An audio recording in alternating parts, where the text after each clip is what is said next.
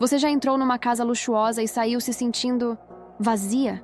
Na semana passada, estive no apartamento de uma antiga colega de trabalho.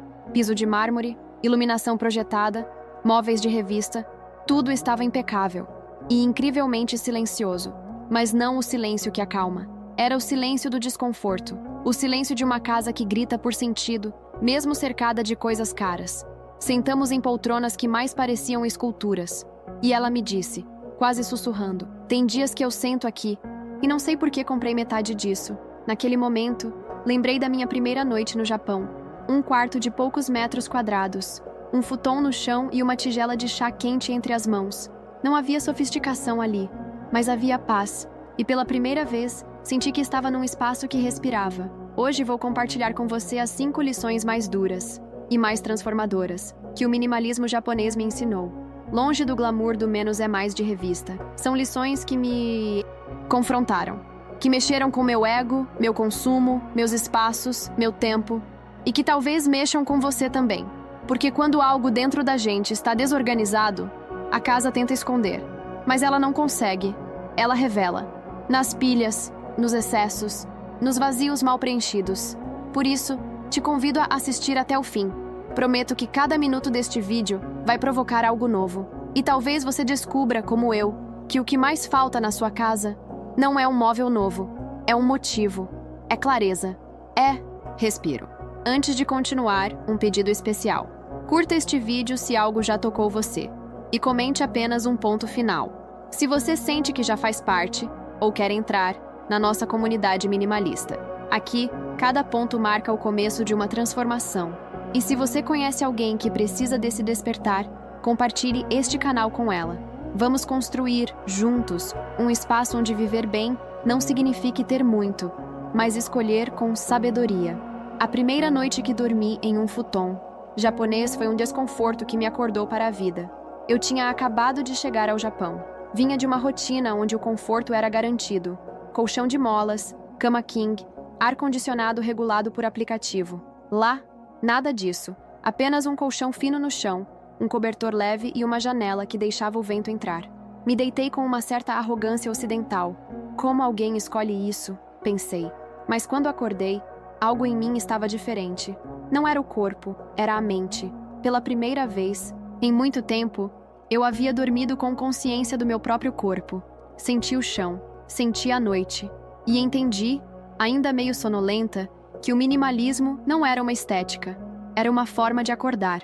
O futon, para o japonês, é mais que um lugar para dormir. Ele é um ritual diário. De manhã, você dobra, guarda, libera espaço. A casa se transforma. Nada é fixo, tudo é movimento. E cada gesto diz, você está aqui, agora. Na vida que eu vivia antes, o quarto era quase um depósito de sono. Dormir e acordar no mesmo lugar, com a mesma bagunça, me fazia sentir paralisada. Não importava o valor do lençol egípcio. Acordar entre excessos me fazia começar o dia em débito com o silêncio. Essa foi minha primeira grande lição do minimalismo japonês. O conforto real não está no acolchoado, mas na leveza, no espaço entre as coisas, no respiro. Depois dessa experiência, voltei ao Brasil com um hábito novo. Não dormir em um quarto que eu não acordei antes. Cada manhã, arrumo minha cama como quem reverencia o dia.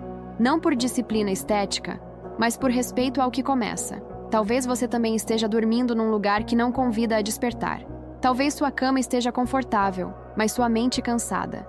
Talvez o que esteja faltando não seja um travesseiro novo, mas um gesto que diga: aqui começa o meu dia, e eu escolho como ele será. No Japão, aprendi que a presença se pratica com o corpo antes de alcançar a mente, e que dobrar um futon pode ser um ato de consciência. E você, como tem acordado? Foi diante do meu armário que eu tive uma das conversas mais sinceras comigo mesma. Era domingo de manhã, sol tímido, silêncio bom. Resolvi abrir todas as portas do guarda-roupa.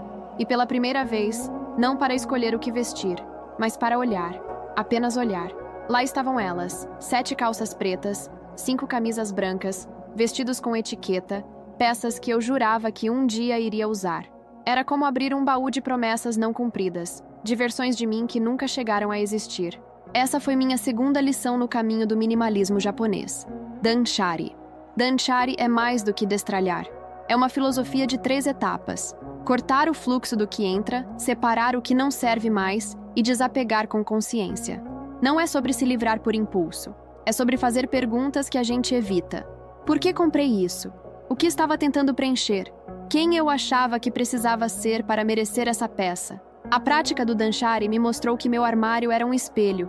E um espelho honesto, ainda que desconfortável. Eu acumulava roupas por insegurança. Comprava como quem constrói uma armadura. Como se vestir bem pudesse esconder o cansaço, o medo de não ser suficiente, a comparação com outras mulheres em reuniões, festas, redes sociais. E foi ali, entre cabides e caixas, que entendi. Mais do que roupas, eu precisava de clareza. Comecei pequeno. Primeiro as peças repetidas, depois as que me causavam culpa. E por fim, aquelas que só estavam ali por status. Ao final, 70% do meu guarda-roupa havia ido embora. Mas, curiosamente, eu me sentia mais inteira. Hoje tenho menos roupas, mas me visto com mais verdade. Cada peça tem uma história, uma função e uma presença. E é por isso que digo, o Dhanchari não começa no armário. Começa no coração. Ele nos convida a encarar o que tentamos esconder no tecido das coisas. Se seu guarda-roupa anda pesado, talvez não seja pelas roupas. Talvez sejam as histórias não resolvidas que você pendurou nele. E se hoje você abrisse seu armário não para se vestir, mas para se reconhecer, o que encontraria? Era uma terça-feira comum, tarde nublada, e eu estava exausta. Não fisicamente, mas emocionalmente. A mente embaralhada, a alma inquieta. Fiz chá, como de costume, mas dessa vez me forcei a parar.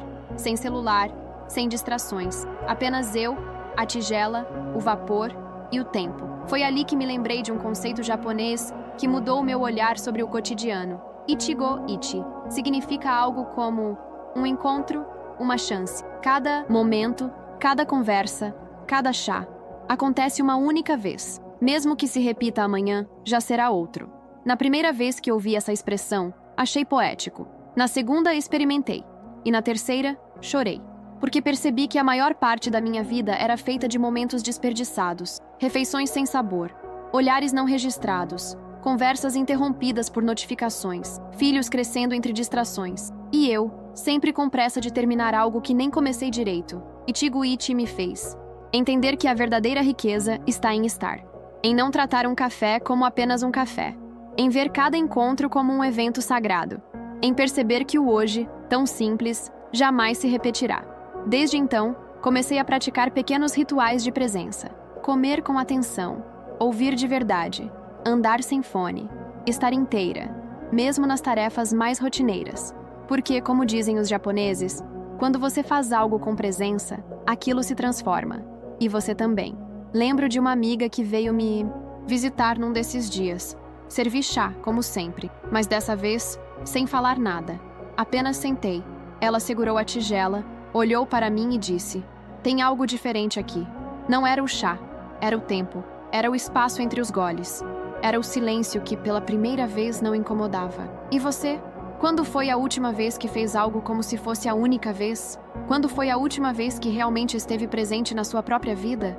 Ichigo-ichi me ensinou que a beleza não está em prolongar os momentos, mas em vivê-los com totalidade. A próxima xícara que você tomar, que seja inteira, que seja única, que seja sua. Durante anos eu fui uma compradora silenciosa de tristeza. Não daquele tipo que faz escândalo no shopping, mas do tipo que comprava em silêncio, à noite, em sites de beleza, decoração, livros que eu nem lia. Eu dizia para mim mesma, eu mereço, mas o que eu merecia mesmo era paz. Foi quando conheci o Kakeibo, o antigo caderno de contas das mulheres japonesas. Mais que um sistema de controle financeiro, é um ritual de consciência. O princípio é simples, mas profundo. Registrar cada gasto com a pergunta: por que comprei isso? Não é sobre números, é sobre emoção. A primeira vez que escrevi, comprei essa vela porque estava me sentindo solitária. Chorei, não pela vela, mas pela solidão que eu evitava reconhecer. O Kakeibo me tirou da ilusão de que gastar me aproximava da felicidade e me colocou diante da verdade.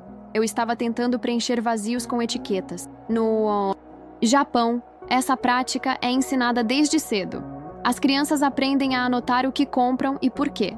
Elas crescem com o entendimento de que o dinheiro é uma extensão do nosso estado emocional, que o que compramos diz muito sobre como estamos. No Brasil, Muitas vezes aprendemos o oposto. Gastar é recompensa, comprar é conquista. Mas e se o verdadeiro luxo for não precisar gastar para se sentir bem? Depois que adotei o Kakeibo, meus hábitos mudaram. Antes de cada compra, paro.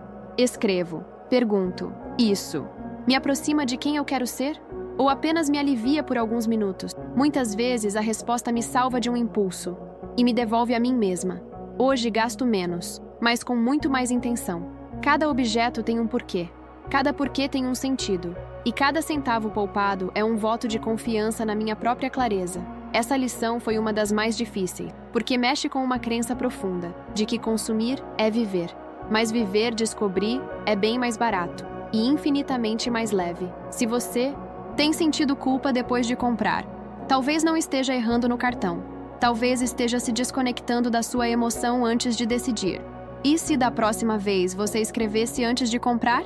Talvez, como eu, você não precisasse mais consumir para sentir que tem valor. Minha antiga casa tinha um problema. Ela não sabia respirar. E, olhando agora, percebo que o problema era meu. Eu é que tinha medo do vazio. Cada canto da sala precisava ter algo. Uma planta, uma almofada, um objeto de decoração comprado por impulso, superfícies cheias, paredes ocupadas, estantes lotadas. Não era beleza. Era ansiedade disfarçada de estilo. Foi no Japão que ouvi pela primeira vez a palavra ma, e parecia que ela tinha sido inventada para mim. Ma é o conceito japonês de espaço entre as coisas. É o intervalo, o silêncio, o não preenchido, o que não está ali por ausência, mas por intenção. No Ocidente, o vazio é visto como falta. No Japão, ele é essencial. É no espaço que a beleza se revela. É no intervalo que a música respira. É no silêncio que a presença acontece. Voltei de viagem com essa palavra na cabeça e comecei a praticar. Retirei tudo de cima da mesa da sala. Depois, a prateleira do quarto. O criado mudo. Um por um, os excessos foram saindo. E, no lugar, ficou o ar. Ficou a pausa. Ficou a possibilidade de olhar e sentir, sem precisar entender. O curioso é que as visitas começaram a comentar. Tem algo de paz aqui, diziam. E era verdade. Havia mais espaço, mais luz, mais silêncio.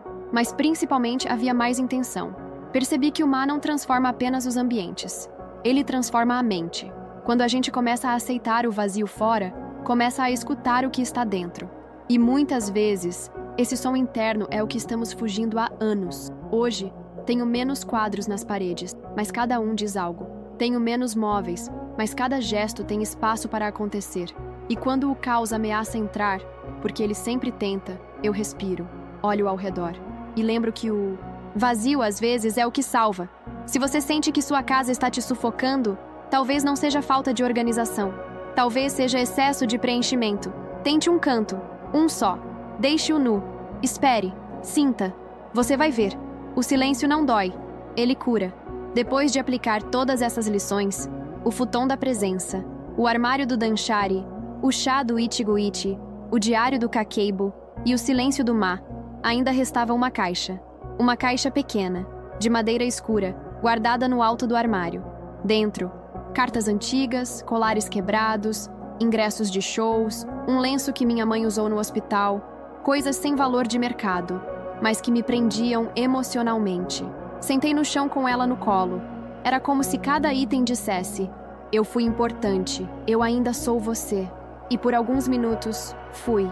Fui todas aquelas versões que um dia chorei, amei, perdi, recomecei. Mas aí veio a última lição, a mais delicada. Nem tudo precisa ser jogado fora. Algumas coisas, a gente simplesmente solta. Como se desse um tchau carinhoso, um abraço antes de partir. Naquele dia não joguei a caixa fora, mas também não a escondi no alto do armário. Deixei-a num lugar visível por uma semana. Olhei para ela todos os dias. E então, com calma, abri. Escolhi um item. Apenas um. E escrevi sobre ele. Os outros, agradeci. E deixei ir. Foi o desapego mais gentil que já pratiquei. E talvez o mais profundo. O minimalismo japonês me ensinou que libertar-se não é abrir mão de tudo. É deixar que o essencial permaneça com dignidade. É permitir que cada objeto, cada memória, cada espaço tenha seu momento. E depois, vá. Hoje, a minha casa respira. E com ela, eu também. Cada canto tem um motivo. Cada escolha, uma história. Cada silêncio, um significado. E se você chegou até aqui, talvez já esteja no seu próprio processo. Talvez tenha sentido que essas lições falavam com você e sobre você. E se foi assim, escreva nos comentários apenas uma palavra: simples. Porque escolher o simples é, muitas vezes, o mais sofisticado que podemos fazer por nós. Curta este vídeo. Compartilhe com alguém que você ama. Inscreva-se, se ainda não faz parte da nossa comunidade de Menos Ruído. Aqui, a gente não acumula. A gente escolhe com intenção. Aqui, viver é mais do que ter. É lembrar quem você é, no espaço entre uma coisa e outra. Até o próximo chá. E lembre-se, o essencial não se impõe, ele sussurra.